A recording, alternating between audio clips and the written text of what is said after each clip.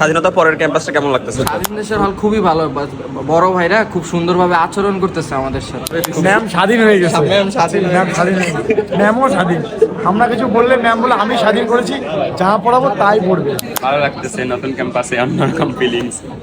It's fabulous, it's fever. এই তোমরা তো লেট কেন ক্লাসে? দ্রুত আসবে আমার মতো। না না, আমার ধান্দা একটাই, ভালো ডাক্তার হওয়া।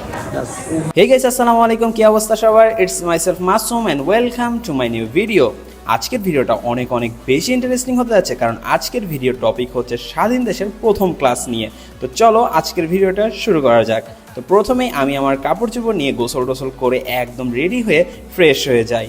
এরপরই হচ্ছে আমি দেখছিলাম আমার আশেপাশের পরিবেশটা কেমন, অ্যান্ড আজকের পরিবেশটা অনেক ভালো লাগছিল আমার। আর হ্যাঁ, আমি কিন্তু হল ছেড়ে দিয়েছি আমার মেডিকেলের, কারণ হচ্ছে হলে গণরুমে থাকতে হচ্ছে, যেটা আমার আসলেই যাচ্ছে না, যেখানে পড়তে পারছি না। তো এটাই হচ্ছে আমার মেডিকেল কলেজের ক্যাম্পাস, অ্যান্ড এটা হচ্ছে বয়েজ হোস্টেল, অ্যান্ড এর সামনেই হচ্ছে আমি যে বিল্ডিংটাতে বর্তমানে অবস্থান করছি। এরপর হচ্ছে আমি ক্লাসের জন্য রেডি হওয়ার জন্য আমি আমার কম্পিউটার টেবিলের সামনে যাই, কিন্তু দেখি যে অবস্থা খুবই খারাপ, অ্যান্ড আমি রাতে কি অবস্থা করে রেখেছিলাম। তো প্রথমেই হচ্ছে আমি আমার অ্যানাটমি বইটা নিয়ে নিই, তারপর গাইটনটা নিতে চেয়েছিলাম, কিন্তু গাইটন এত পরিমাণে ভারী, এটা তো আর নেওয়া যায় না। এরপর একটা খাতা নিয়ে নিই, অ্যান্ড খাতায় কী লিখবো তাও জানি না। খাতা নিলাম, অ্যানাটমি বইটা নিলাম, অ্যান্ড ব্যাকপ্যাক আমার রেডি আজকের মতো। এরপর দেখলাম যে স্নিগ্ধও রেডি হয়ে গেল। তারপর আমি আমার সেই স্বপ্নের অ্যাপ্রন পরে একেবারে রেডি হয়ে গেলাম আজকের ক্লাসের জন্য। এরপরে জুতা পরে রেডি হলাম আরও ভালো মতো। তারপর হচ্ছে আমি আমার ব্যাগ নিয়ে দরজা বন্ধ করে লিফটের সুইচ অন করে বেরিয়ে পড়লাম আজকের মতো।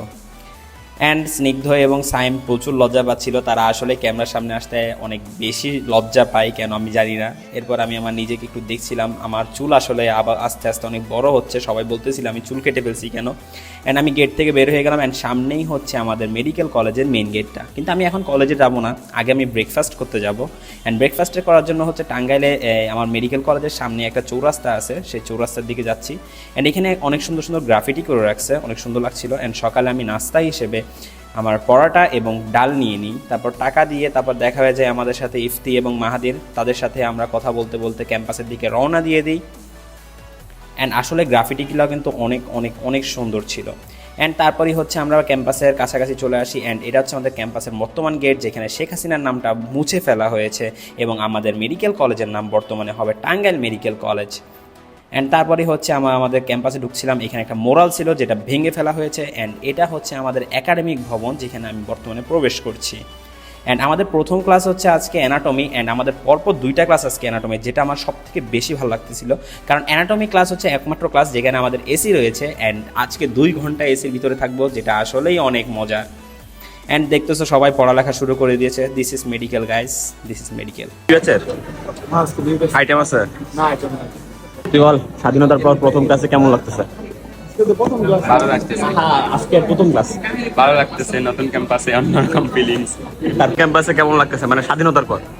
স্বাধীনতা অর্জন হতে স্বাধীনতা রক্ষা করা কঠিন, তার জন্য আমাদের স্বাধীনতা রক্ষা করে কোনো আইটেম দেওয়া যাবে না, আমাদের স্বাধীনতা রক্ষা করে সব কিছু বর্জন করতে হবে। তারপর দেখতেছিলাম আশেপাশে কি অবস্থা, অ্যান্ড এটা হচ্ছে আমাদের বর্তমান সিআর, এই ব্যাচে সিআর তানভীর ভাই আমার। স্বাধীনতা পরের ক্যাম্পাসটা কেমন লাগতেছে? আলহামদুলিল্লাহ, অসাধারণ লাগতেছে ভাই। কেন? কেন? স্বাধীন চেতা হয়ে গেছি, সব দিকে স্বাধীন। এই যে বন্যার্থের জন্য টাকা তুলতেছি, নিজের অনেক খুশি লাগতেছে, সামান্য একটা টাকাও হলেও দান করতে পারতেছি। তারপর আস্তে আস্তে সবাই ক্লাসে আসা শুরু করে দেয়, কিন্তু তারা অনেক লেটে আসে। এই তোমরা তো লেট কেন ক্লাসে? দ্রুত আসবে আমার মতো।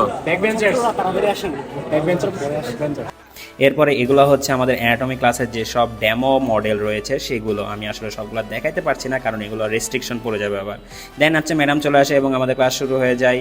অ্যান্ড মাহাদি এখানে ওর একটা মোটিভেশন লিখে রাখছে। আসলে মেডিকেল স্টুডেন্টদের মোটিভেশন গাইস এত বেশি লাগে, এরা মানে কি বলবো, প্রতিটা সেকেন্ডে এদের মোটিভেশন লাগে। ক্লাসে কেমন লাগতেছে?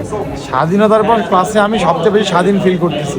কেন? কিন্তু এনারা একটু ডিস্টার্ব করতেছে, আমাকে আরেকটু হতে ইচ্ছা। ম্যাডাম অল্প একটু পড়ানোর কথা বলে পুরো এপিথেলিয়াল শেষ করে দিচ্ছে। ম্যাম স্বাধীন হয়ে গেছে, ম্যাম স্বাধীন হয়ে গেছে, ম্যামও স্বাধীন। আমরা কিছু বললে ম্যাম বলে আমি স্বাধীন করেছি, যা পড়াবো তাই পড়বে। দেন হচ্ছে সিওসি খেলতেছিল ফারুক, অ্যান্ড আমি ওটা একটু ক্লিপ নিয়ে নিই। কোনো ধান্দা নাই, আমার ধান্দা একটাই, ভালো ডাক্তার হওয়া। এবং মানবিক, যেটা নিয়ে প্রশ্ন উঠছে যে মানবিকতা আজ কোথায়, মানবিক ডাক্তার হওয়া। তোর কি করা উচিত বল, যে তুই কি হতে চাস? তুই কি ধান্দা পাস? না, আমি তো টাকা ইনকাম করতে পারলেই হইলো। টাকা ইনকাম করা তো ধান্দা। কার কাজ কি? দেন হচ্ছে ফারুক তার মডেলটা নিয়ে একটু দেখাচ্ছিল। আসলে এটা মনে হতে পারে জলহস্তির হার্ট, কিন্তু এটা জলহস্তির হার্ট না, এটা একটা মডেল, সেই জন্য আসলে বড় অনেক। আসলে ম্যাডামের ক্লাস শেষ তো এখন হচ্ছে আমরা মডেলগুলো খুলে দেখছিলাম যে আসলে ভিতরে কী কী আছে এবং কী কী আমাদের প্র্যাকটিক্যাল করার জন্য লাগবে এবং কী কী পড়তে হবে। অ্যান্ড আমাদের অ্যানাটমি ক্লাস শেষ হয়ে যায়, কিন্তু এটা খুবই দুঃখের একটা বিষয়, কারণ এসি ছেড়ে চলে যেতে হবে। অ্যান্ড এটা হচ্ছে আমার দিস ইজ অনলি সেনোরিটা, যাকে আমি আমার সব কথা মন খুলে বলতে পারি। তারপর আমাদের অ্যানাটমি ক্লাস শেষ হয়ে গেল, এখন হচ্ছে আমাদের physiology class. And physiology class হচ্ছে দোতলায়, তো দোতলার টিউটোরিয়াল রুমে আমরা চলে যাচ্ছিলাম, কারণ এটা হচ্ছে একটা টিউটোরিয়াল ক্লাস। অ্যান্ড এটা হচ্ছে আমাদের physiology tutorial class. And tutorial class শেষ করে হচ্ছে আমি এখন হলে চলে যাব, কারণ আমি হলে হচ্ছে লাঞ্চ করি, হলের মিল খাই। তো চলো এখন হচ্ছে আমরা হলের দিকে চলে যাই। অ্যান্ড এটাই হচ্ছে আমাদের বয়েজ হোস্টেল।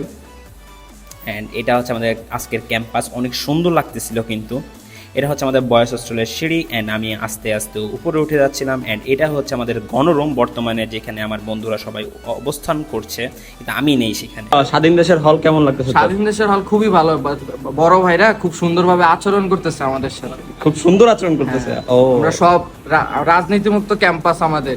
আচ্ছা। আমাদের হল খুবই সুষ্ঠু। আমরা চাই আরো বেশি বেশি মানুষ এই হলে থাকুক, যারা বাইরে আছে তারাও যাতে এই হলে থাকুক, যারা বাইরে থাকে। তোমার কেমন লাগতেছে? ইটস ফেবুলাস, ইটস ফিমার, কারণ ক্যাম্প খেলতেছি আগে থেকে অনেক ভালো, এখন খুবই ফ্রি স্পেস। তুমি হলে নাই, এটা আরো ভালো লাগতেছে। কেমন লাগতেছে? অনেক ভালো লাগতেছে। কেন? কারণ ফার্স্ট অফ অল কোনো রাজনীতি নেই, কোনো অতিরিক্ত চাপ নেই যে ভাইয়ারা ডাকছে যাইতেই হবে, এরকম কোনো ইয়ে নেই। তো আলহামদুলিল্লাহ অনেক ভালো লাগতেছে। স্বাধীন দেশে ক্যারাম খেলতেছো তোমরা, কেমন লাগতেছে তোমাদের? স্বাধীন দেশে এখন আমরা ক্যারাম খেলছি, হ্যাঁ, কেমন লাগছে? খুবই ভালো অনুভূতি হচ্ছে। আর এটা রোমাঞ্চকর, রোমাঞ্চকর, এটা রোমাঞ্চকর জিনিস। খুবই রোমাঞ্চকর। আমি স্বাধীন দেশে ক্যারাম খেলতেছি আজকে, গণরুমের ক্যারাম। আসলে এভাবেই গণরুমে সবাই মজা করে। অ্যান্ড আমি মাঝে মাঝে গণরুমে আসি এবং এখানে ক্রিকেট খেলি, ক্যারম খেলি এবং আরও অনেক ধরনের ইনডোর গেম আমরা এখানে খেলি। অ্যান্ড এভাবে হচ্ছে তারপরে আমি লাঞ্চ করে বেরিয়ে যাই। অ্যান্ড আজকের দিন এখানেই শেষ হয়ে যায় এবং আমি তারপর আমার বাসায় চলে আসি। অ্যান্ড আজকের ভিডিওটা এই পর্যন্তই। ধন্যবাদ সবাইকে পুরো ভিডিওটা ধৈর্য ধরে দেখার জন্য।